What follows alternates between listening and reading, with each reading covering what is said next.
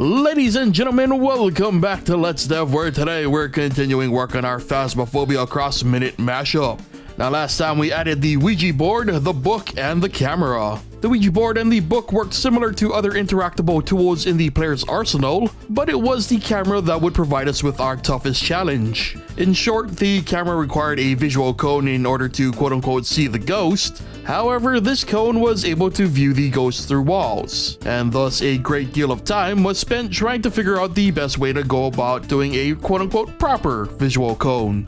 Well, today's plan is to hopefully solve that issue once and for all. Assuming all goes well, we'll then update the code to make usage of the cone more dynamic. And finally, we'll touch up some other areas and hope nothing breaks in the process.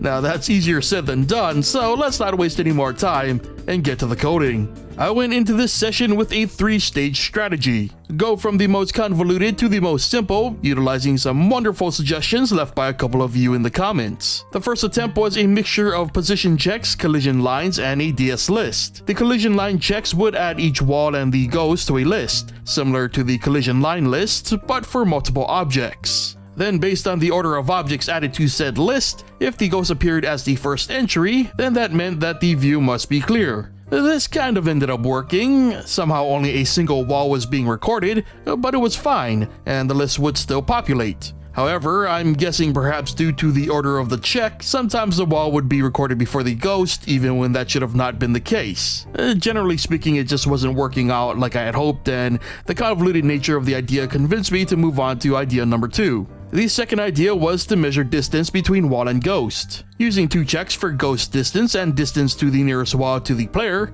these two would be compared. If the ghost was closer, the results would be successful. And once again, this kind of worked. However, by measuring distance, this meant that being near any wall, regardless of the ghost's position, would return a false result. As sort of an override, I attempted to add a collision line check for the ghost back into the code. However, the results were pretty much the same as before, and being so close yet still so far twice in a row meant it was time to take a break and work on something else. So I decided to do some code maintenance, starting with the handling of the visual cone. First, the cone's usage was expanded to function based on a general owner's state rather than just the player's. This way, the visual cone can now be used by multiple objects. This also meant that the handling of the player's visual cone had to change. Instead of constantly checking for the state of a camera, the activation of the cone was restricted to button prompts. The drop tool event was then moved to its own function to take advantage of these changes, which also allowed the addition of video cameras to be added to the list of tools, basically acting as a stationary version of the player's camera.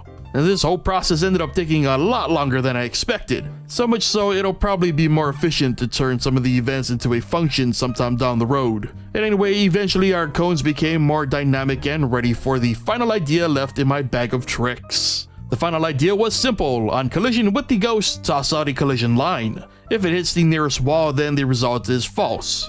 Mixing this with the previous distance attempt didn't work, so the idea was simplified even further. The collision line thrown would be half the size of the vision cone. If it hit any wall at all, the result would be false. Otherwise, we were good to go. And at last, after so many fails, we were finally onto something. Lowering the cone's opacity and adding a line showed that the code was in fact working properly. As long as the line avoided contact with a wall down to the exact pixel, the results would come back true. So the code was tweaked to follow proper angle behavior, so the player's mouse wasn't controlling every active visual cone at once. Now, it's not perfect. There is still the possibility of being too close to a wall and it nullifying the code. However, a simple tweak to the distance of the collision line will likely fix the issue. All in all, this was an annoying but also fun session. It was great to put a bunch of your suggestions to the test, to the best of my ability, and also merge them with my own. And like many of the issues we come across here on Let's Dev,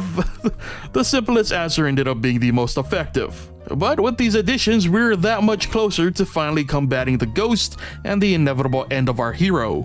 But before we can get into any of that, I need to recharge my batteries. So it'll have to wait until next time because we've come to the end of this episode of Let's Dev. Remember to leave a like if you enjoyed this episode, subscribe and turn on notifications if you haven't already, and leave your thoughts on our progress in the comments. Thank you so much for watching, and I'll see you guys next time.